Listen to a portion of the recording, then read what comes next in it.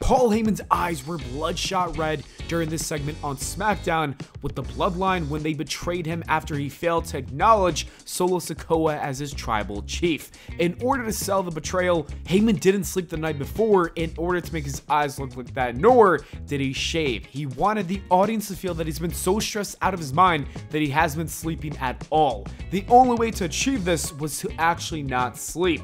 This is pure dedication from one of the greatest minds in pro wrestling, and it's not even the first time he did this. In 2018, he did the same thing when he had issues with Brock Lesnar. Paul Heyman looked like a mess then, he looked like a mess now, and these are the little details that really take the stories to the next level. Paul Heyman's attention to detail reminds me of AJ Styles when he was in the independent scene. He botched his phenomenal forearm and slipped off the ropes. Being an all-time great in this business, he had the smart idea to turn that botch into an angle. For the next few shows, he wasn't confident enough to try that finisher again. He was also then building it up only to have his opponent yank him from the rope, and even tried one more time and failed. Eventually though, the payoff to the botch turn angle was him finally delivering a successful phenomenal forearm, not being afraid anymore and regaining his confidence. The Koloffs are also two people who've done some crazy things in order to protect kayfabe and take things to the next level. Nikita Koloff was not Russian, but instead he was born in Minnesota with the name Nelson Scott Simpson. He actually went to high school with Mr. Perfect and Rick Rude, which I just thought was a fun fact to add. Anyways, he was so dedicated to his character that he legally changed his name to Nikita Koloff. After that, he spent 1,100 hours learning the Russian language. Nikita proceeded to never speak English in public and even pretended that he couldn't understand what people were saying to him. The only time he would speak English was in the car with his uncle Ivan Koloff, and in order to sell the gimmick, Ivan had to go around and help Nikita get his apartment, hook up the utilities, and get a gym membership.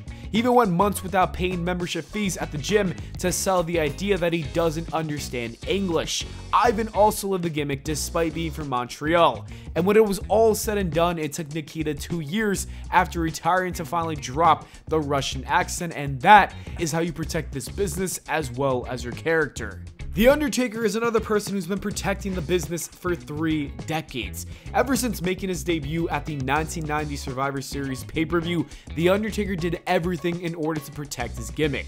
Some examples would be that he would try to stay in his attire or at least wear black at all times. It had to be something that The Undertaker would potentially wear on TV. Taker would also turn down plenty of interviews because he didn't want to break character on live TV, and when he sometimes did do the interviews, he would show up fully dressed in his attire, also staying in character to maintain his mysterious aura.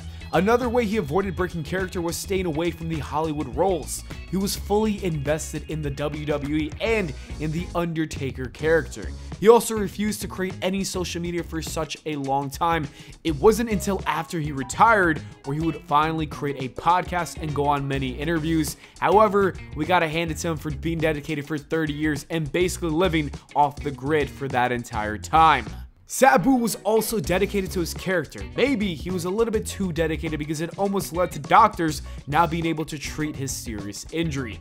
At November to Remember in 1994, Sabu's neck was broken seconds into a match with Chris Benoit, and when he was rushed to the hospital, Sabu refused to speak to the doctors because he wanted to protect kayfabe and act as if he didn't know English. Paul Heyman was then forced to speak for him until Sabu finally decided that his health was a bit more important than not breaking character. Somehow, Sabu made an unbelievable return to the ring just 2 weeks after the incident. Sandman is another ECW hardcore legend who did a lot to keep kayfabe alive. In 1994, Tommy Dreamer accidentally blinded Sandman with a lit cigarette to the eye, and while Tommy felt terrible, Sandman saw a perfect opportunity to turn this into a great angle. In order to sell the angle, Sandman refused to leave his house at all. In his book, Paul Heyman even said that he never left his house and only his wife would answer the door because he would claim that he was blind. This would last multiple months, and when he did leave the house, he would wrap his eyes with the bandages like we saw on TV. He also made sure to avoid everybody in public and did not want to speak to anybody because he wanted to keep the angle alive. MJF is a current wrestler who also does everything in his power to stay in character and protect kayfabe. There's plenty of videos of MJF doing cameos for fans, and he's just calling them some terrible names. Not only that, but he gave a kid the finger at one of his signings. A little kid. Just imagine you're that kid who wants to go and pay that money and you just get the finger from MJF. Another time, he poured some drink at a kid in the audience that led to him getting some serious heat, and this was his reply at the press conference afterwards. What was going through your mind throwing the drink on the kid? Kid looked thirsty. What else we got? MJF is dedicated to living his gimmick similar to Ric Flair. He doesn't even care if it gets him in trouble. He's gonna make sure that you believe his character, and honestly, I don't even know if it's a gimmick at this point. It just feels too real. We may not know if MJF is playing a character or not, but something we do know that's real is when wrestlers bleed. Bleeding is a perfect example of taking kayfabe a little bit too far. It's quite funny that many non-wrestling fans actually assume that the blood is always fake in wrestling, but that's not the case. It's real. In order to bleed, wrestlers use a tiny blade to slice a thin layer of their forehead. It's a cut that's deep enough to show some blood, but not too deep to leave a serious scar. Most of the time, the wrestlers are very safe when it comes to blading, but there are some times when they take it too far, like Eddie Guerrero's blade job with JBL. That's when it gets scary. With that said, the WWE decided to stop with the blood, and we rarely see it nowadays. That could change with WWE moving over to Netflix though. It is important to note that most companies like AEW, TNA, and New Japan still rely on blading and bleeding in order to enhance storylines, which I think is fine. Hopefully it does come back to the WWE. If we're going to talk about kayfabe and enhancing storylines, we need to talk about Edge and Lita on that one episode of Monday Night Raw. Edge wanted to celebrate a WWE Championship victory, and his character felt like the best way to do that was by getting freaky on live TV with his real-life girlfriend at the time, Lita.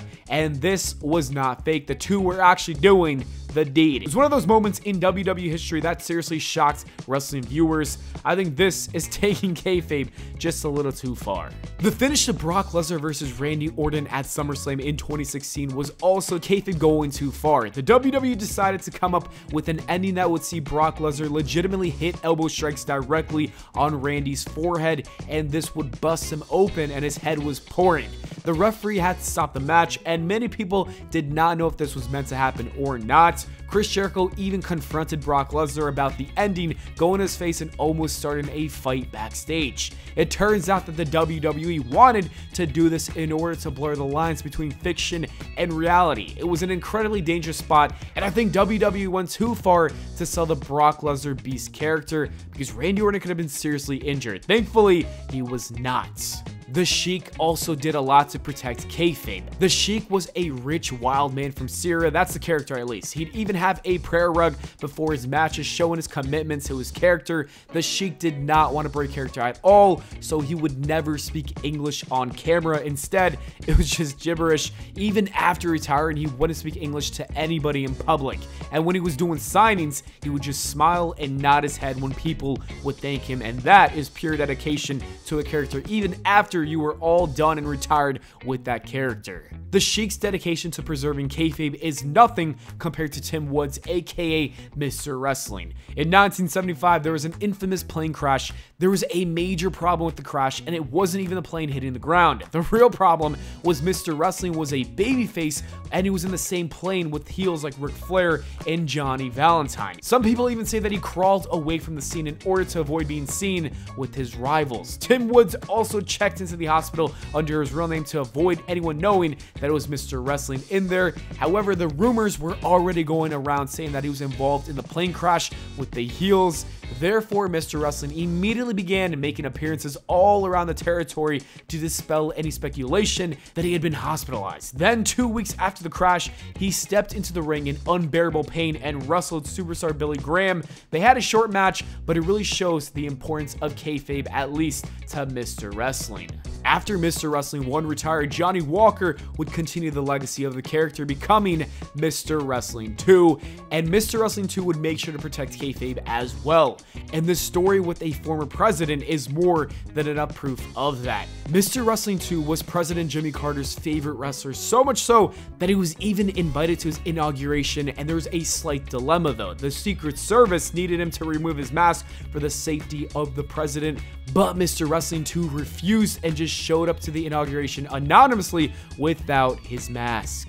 Speaking of masks, let's talk about one of the greatest masked wrestlers of all time, Kane. Despite the first few years of his career, he went to great lengths to avoid exposing his identity. This involves leaving arenas wearing ski masks. And the WWE also focused on little details of his character, who suffered from serious burns. In his first year, he needed to use a voice box in order to talk. And finally, when the WWE did remove his mask, you could see the burns on his face. You gotta respect that commitment, even though that didn't last too long. You've also got to respect Cody Rhodes' commitment to the Stardust character. Despite going on record to say that he was not a fan of the gimmick, Cody did everything to make that character work. He was so dedicated that he wore his attire, put on all his makeup, and recorded an entire podcast with Sam Roberts in character. Even though Stardust was a failure, it is admirable to know just how much work Cody put into that role. I would even love to see more wrestlers stay in character for interviews. The more kayfabe, the better. But sometimes there comes a point in time where it's too much kayfabe, and that is the line that Goldust almost crossed. In the peak of his career during the Attitude Era, Goldust wanted to capitalize on the momentum of his career. Being the bizarre character he was, he came up with an interesting idea. He wanted to seriously get breast implants. To make things even crazier, he wanted to do it on live TV, on WWE Live TV. Goldust asked WWE for $1 million to get the procedure done, and former writer Vince Russo claims that Vince was all for the idea, but on the other hand, longtime WWE producer Bruce Pritchard said otherwise. Regardless, it never happened, but I would say that would be taking kayfabe just a little too far, and thankfully, Goldust did not do it. WWE might have taken Ricky Steamboat's character too far as well. When he joined WWE, he became the Dragon, and WWE gave him some wings and wanted him to spit fireballs. When training to pull off the stunt, his own trainer burnt his face, and because of that, Steamboat refused to do the spot for his entrance, which I think a lot of people would do. Despite this, the WWE still made him practice until he perfected it, and the fireball would become a staple of his entrance. Was this little detail really worth the danger of the fire? Probably not, but that is wrestling and kayfabe for ya. In the year of 2021, Baron Corbin showed us some of the best character development in recent times. After losing a ton of matches, he started to get depressed about his WWE career. It was so funny. The guy was depressed because he was a loser. As the weeks went by, he got more and more depressed, and it got to a point where he was begging the WWE Universe for help with his finances. He later wore the same shirt with stains, only continuing to multiply, and things are not looking good for Corbin. Pat McAfee even started calling him bum-ass Corbin. He actually hit rock bottom. He still wore that stained shirt. He didn't shave his head or his beard, and the dude was looking like a mess. It wasn't until he won the lottery and made tons of money. Bum-ass Corbin would finally become Happy Corbin after he made all that money, and it would show off his big bucks. It was a fun journey, and his dedication to the little details made the character work really well, and it got a lot of people invested. Let's talk about the dedication of another wrestler to his gimmick, and that man is Earthquake, who was a WWE wrestler in the 80s and 90s. It's important to note that Earthquake had a tiger tattoo on his arm, and after leaving WWE to join WCW, he was given a new gimmick, and his new gimmick was Shark. Because he really believed in the character, he changed the tiger tattoo into a shark tattoo. This gimmick would only last a few months before he started using his real name and dropped it. Was this a mistake? Yes, but hey, it's not as bad as Cody's neck tattoo. Ray Traylor, aka Big Boss Man, has one of the most interesting stories when it comes to protecting kayfabe. At one point in his career, he was Jim Cornette's bodyguard with the gimmick of not feeling pain. One day, they arrived to the arena, they left the taxi, a lot of fans were watching them, the two got their bags, and they calmly walked into the venue, ignoring all the fans because, well, they were heels. Once they got into the locker room, though, that's when Ray shouted as loudly as he could, "Mother Trucker." Cornette was confused and asked what happened, and that's when Ray revealed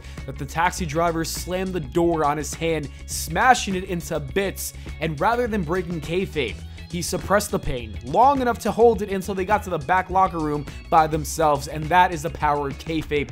Kayfabe was once strong enough to cause riots with a bunch of people. Junkyard Dog being blinded is a perfect example. There was an angle where the Freebirds blinded him, and in order to sell the spot, he walked around with a cane, he had dark glasses, he had someone drive him around, and would only break kayfabe inside his home with his blinds closed. If they weren't closed, he was not breaking kayfabe. At one point, there was even an interview with him where his wife has to move his hand to point towards his newborn baby when the reporter asked about the little guy. Junkyard Dog took kayfabe so seriously because he understood the importance of it for selling stories and packing arenas. He was one of the best to do it. And the last person to go through great lengths to protect kayfabe was Andy Kaufman and Jerry Lawler. For example, after taking a pile driver from Lawler, Andy would wear a neck brace to sell that move. The two were then on Late Night with David Letterman, and after taking some shots at each other, Jerry stood up and smacked the crap out of Andy out of his seat. The slap was improvised. It was not supposed to happen, but Lawler thought it was a good idea and could enhance the storyline.